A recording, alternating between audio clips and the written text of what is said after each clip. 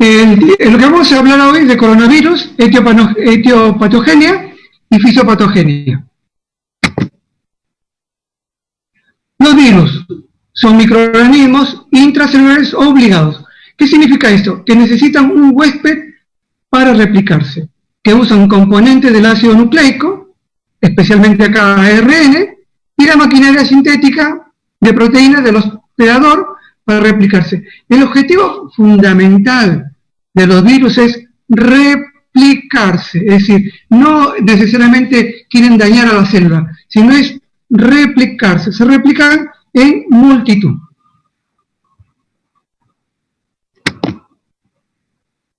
Los COV o coronavirus son una gran familia de virus ARN monocatenarios. ¿Qué son monocatenarios? Que tienen una sola hebra.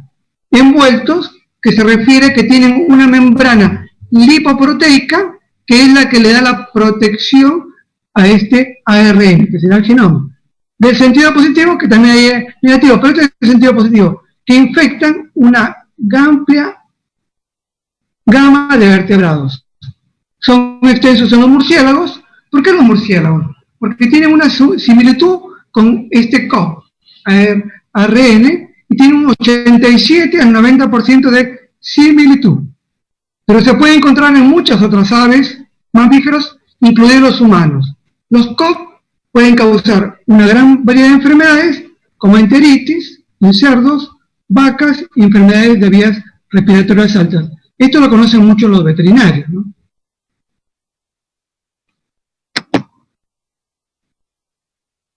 ¿Por qué se le llama coronavirus? Porque tiene una similitud con la corona solar. Si ustedes ven en la fotito, coronavirus, se ven unas espigas alrededor de la membrana y es similar a la corona solar. Es exclusivamente por eso le pusieron, porque en el microscopio electrónico se vio esa forma.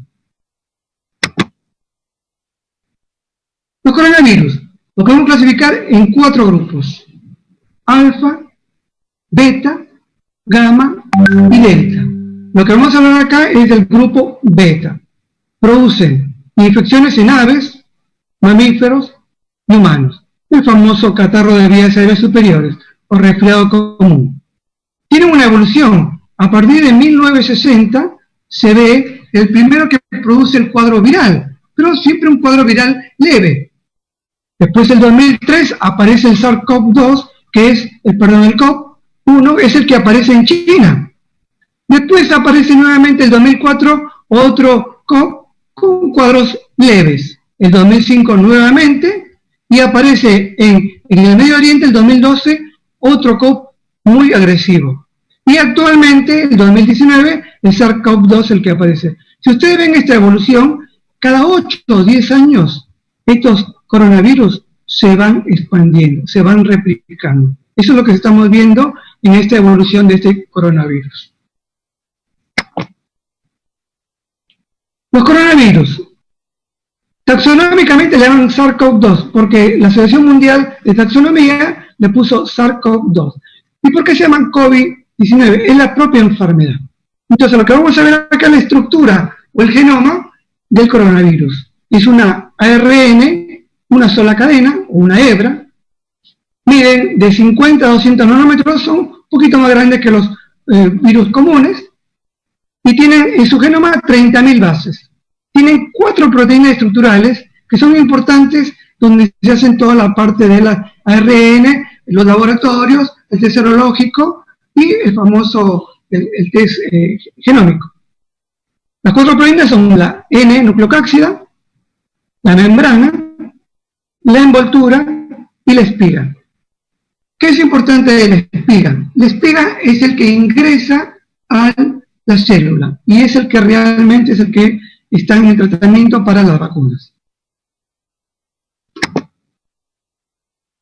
Este es un corte sagital donde se ve en el color lila, verde y rojo que es toda la membrana. Es toda la membrana lipoproteica que es la que le va a dar la cubierta al ARN. Si ustedes se den cuenta, podemos decir que es una membrana que cubre y es una hebra única helicoidal que es el ARN.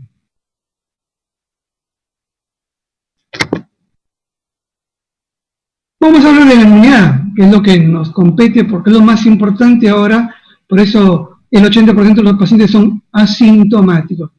Nosotros todos tenemos una inmunidad innata o inespecífica, una inmunidad adaptativa o de memoria, que es importantísimo.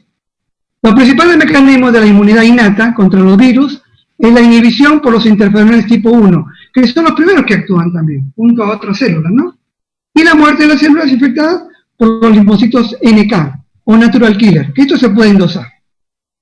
En cambio, la inmunidad adaptativa, que se divide en dos, que son contra las infecciones víricas, está mediada por anticuerpos, son las inmunoglobulinas, que bloquean la unión y la entrada del virus en las células del hospedador, y los linfocitos T citotóxicos, que son los verdaderos linfocitos que van a eliminar exclusivamente a estas células. Linfocitos CD8 citotóxicos. Esta es la respuesta inmune innata y adaptativa en los días. Miren cómo el microbio o el virus intracelular ingresa, pasa las membranas. Los primeros células que va a encontrar son los mastocitos, los fagocitos, las células dendríticas, que son células que reconocen a los virus, son las presentadoras, el complemento y las células NK o los natural killer. Pero esto se puede tardar entre 0 a 12 y en el cuadro de este virus ARN un promedio de 2 a 3 días. Después de que se presenta el virus, va a haber una respuesta tanto de inmunoglobulinas como una respuesta de los linfocitos.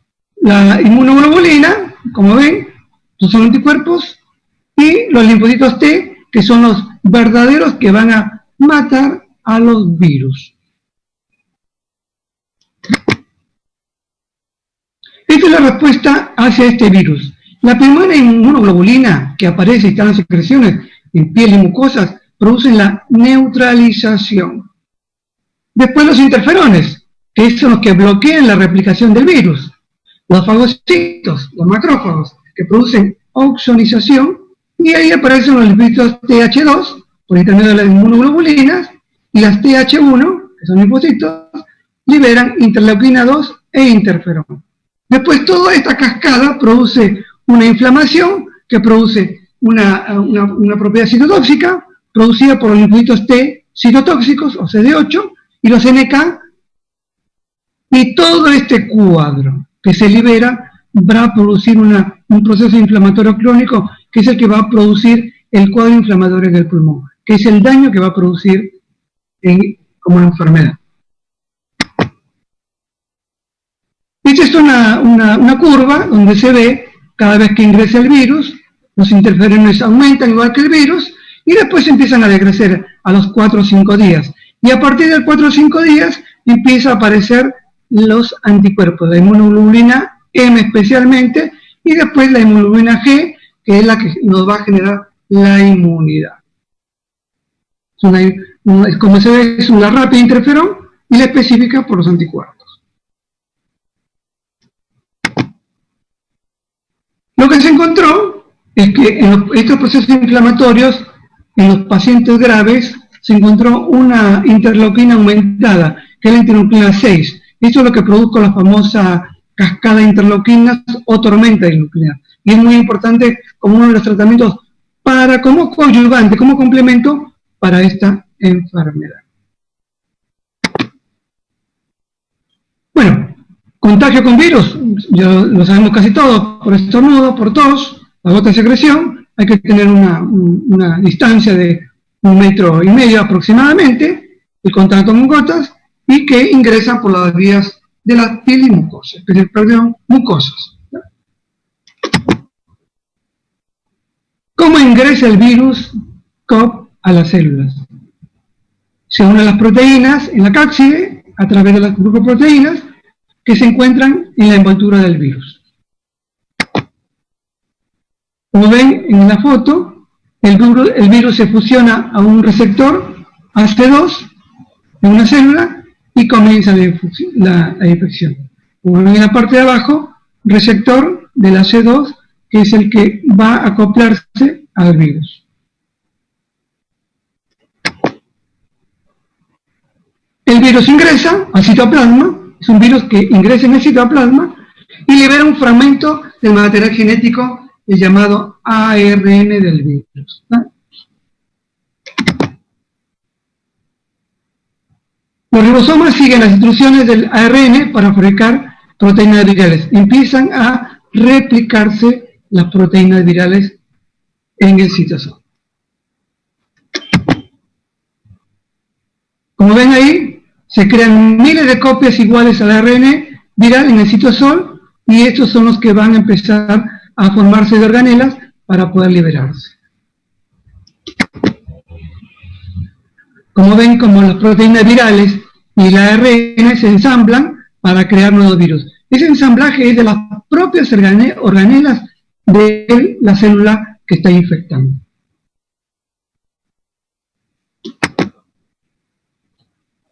Como ven, la célula infectada libera, antes de morir, las réplicas que comienzan a infectar a otras células. Este es todo el proceso desde el inicio hasta la replicación de los seres. Su objetivo es replicarse únicamente, no es dañar a la célula, sino replicarse. Las complicaciones son producto de la liberación de citoquinas que producen un proceso inflamatorio generalizado. Bueno, cuando ingresa el virus a las vías superiores, con sus receptores AC2, miren cómo después ingresa a los alveolos. Miren cómo ven los neutrófilos, macrófagos, empiezan a liberar muchos cuadros inflamatorios, interleuquinas.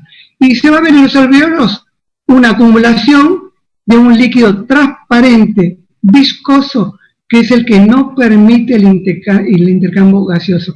No pasa el oxígeno. Cuando se hacen la necropsia de los pacientes, se encuentra un líquido transparente, viscoso, blanquecino. Como ustedes pueden ver, cómo se liberan todas estas interleuquinas y hay una acumulación de este proceso inflamatorio en el pulmón. Y es el proceso que es el que realmente produce complicaciones y produce la muerte.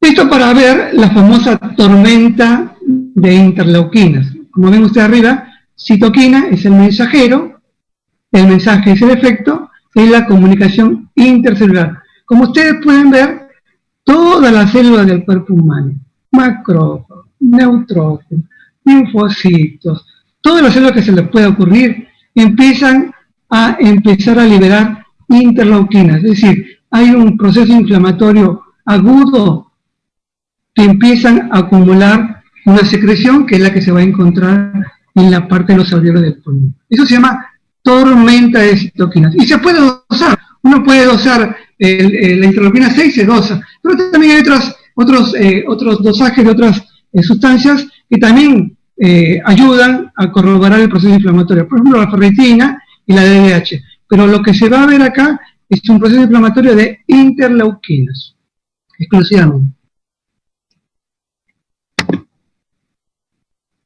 Bueno, los virus producen múltiples sitios de entrada de daño por efectos directos e indirectos. Ustedes pueden ver la cantidad de virus que estamos encontrando constantemente, pero lo que sí vamos a ver es el SARS-CoV-2, el que produce el cuadro inflamatorio en el pulmón y es el que produce el daño, el que produce la muerte. ¿Y por qué es exclusivamente en los adultos? Porque se considera que en los adultos con enfermedades mórbidas y la obesidad hay un aumento de estos receptores. Es una teoría que refiere que el aumento más de receptores es el que produce este cuadro más inflamatorio. Y abajo hay una palabra que se llama measles, que es el sarampión, que es donde se ve que es un virus que exclusivamente es de los chicos y de los jóvenes y que también produce grandes enfermedades con complicaciones de neumonía. Y este virus, que ya está desapareciendo, en lugares se reaparece, para que vean que los virus están actuando siempre en edades extremas, exclusivamente, para poner un ejemplo, los virus de sarampión en los chicos y jóvenes y el virus del CoV-2 en los adultos, para que vean esta diferencia de exclusividad, ¿no?, de estos virus.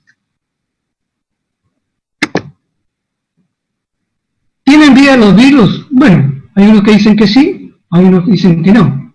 Los que dicen que sí, poseen una información genética, lo sabemos, tienen una evolución por selección natural, al azar, realizan copias de sí mismos, es decir, necesitan replicarse para estar siempre. Pueden infectar organismos, ya lo vemos, utilizan los hospederos para estar siempre replicándose.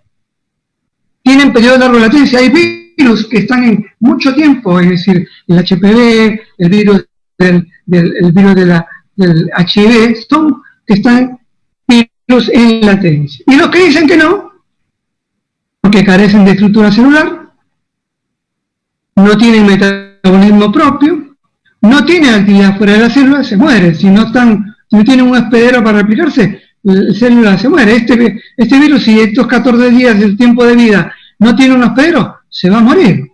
No síntesis de DNA o RNA y no síntesis de ATP. Bien, esto es la gran diferencia para ver los que dicen que tienen vida y los que dicen que no tienen vida.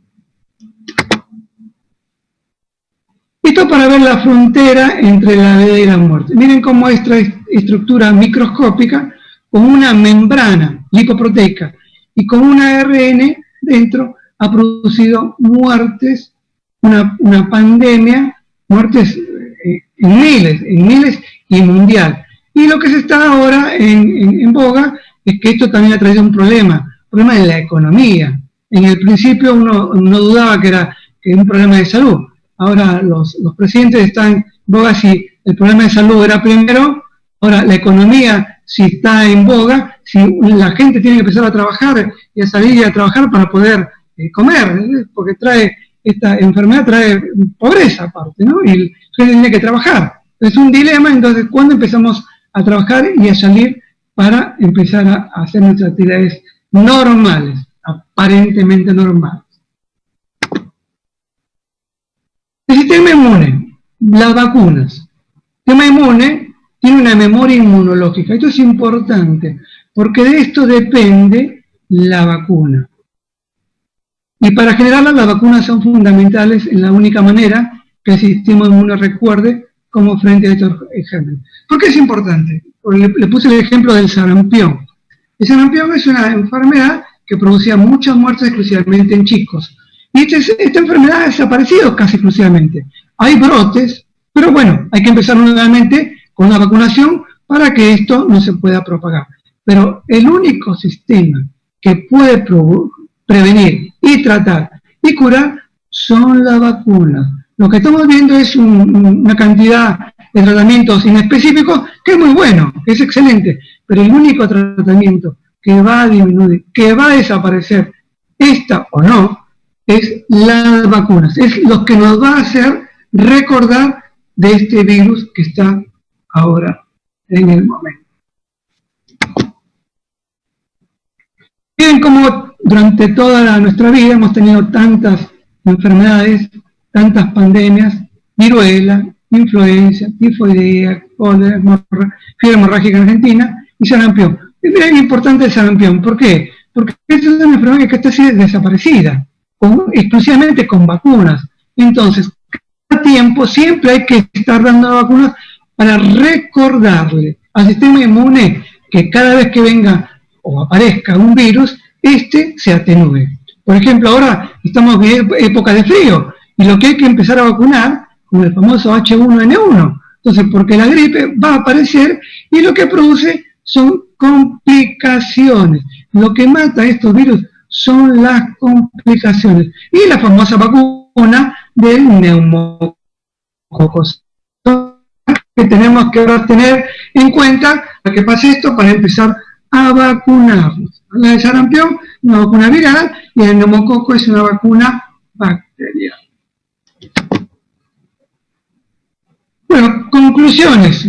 Vencer la epidemia necesita medidas epidemiológicas, eso ya nos contó el doctor Maguiña, conocer la citopatogenia del virus, que es lo que estamos tratando de hacer. Estamos viendo que se sabe bastante, y sabiendo el genoma que ya encontraron los chinos, se puede hacer muchas cosas, y aparte la vacuna, que está en proceso, está en fase 1, ya está en el proceso fase 1 en donde ya no produce toxicidad en en algunos pacientes. Hay 5 en todo el mundo, se está probando, y faltaría que empiece la fase 2, que ya se va a producir en una población más grande, y para que produzca una inmunogenicidad en los pacientes.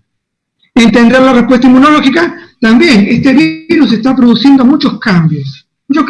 Hay algunos pacientes, y en niños exclusivamente, donde están apareciendo enfermedades concomitantes, por ejemplo, el síndrome de Kawasaki. Entonces, este virus, los que nos va a empezar a enseñar a hacer cómo se comporta en el tiempo. Mejores tratamientos inmediatos, porque los tratamientos que tenemos actuales es un complemento, no es un tratamiento específico de esta enfermedad. Los tratamientos que hay, como acitromicina, hidroxicloroquina, anticuerpos monoclonales, el plasma fresco, son tratamientos paliativos que van a ayudar a mejorar a los pacientes con patologías. Es un complemento, no es el tratamiento definitivo. El único tratamiento definitivo que sí está comprobado que el paciente mejora son las vacunas. Y esperemos que muy pronto, todos los datos apuntan hasta el año que viene a que aparezca la vacuna. Bueno, ¿la vacuna puede generar inmunidad efectiva? Claro, usted, como le decía, una respuesta innata e inespecífica, y una respuesta del linfocitos T duradera, y que a medida que vaya circulando este virus, uno se irá vacunando, y de acuerdo a cómo vaya virando el virus, uno se va a ir revacunando para estimular el sistema inmune. Esto es lo que producen las vacunas, es estimular el sistema inmune, es lo que se produce para atenuar este virus que está. Bueno, este es un dibujito de Nick, es un argentino. Dice, no sé, a mí me dijeron que traiga la vacuna. Aquí vacunamos. Esto es lo que quiere decir que el único tratamiento que estamos esperando y que muy pronto llegue son las vacunas. Hay 5 o 6 estudios que se están haciendo en el mundo, que son los que ya se han probado en pacientes en la fase 1, donde ya se ve que no hay toxicidad, y también la inmunogenicidad. Entonces lo que se va a hacer en la fase 2 se va a utilizar en una población mucho más grande para ver todo lo que refiere a cómo evolucionan los pacientes.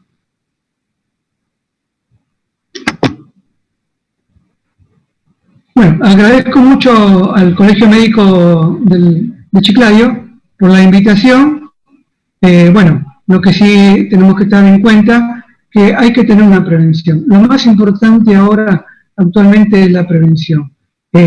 Todos tenemos que tener, cada vez que salgamos de la casa, tenemos que salir con un barbijo o un tapaboca. Hay que tener una distancia de 1,5 metros aproximadamente.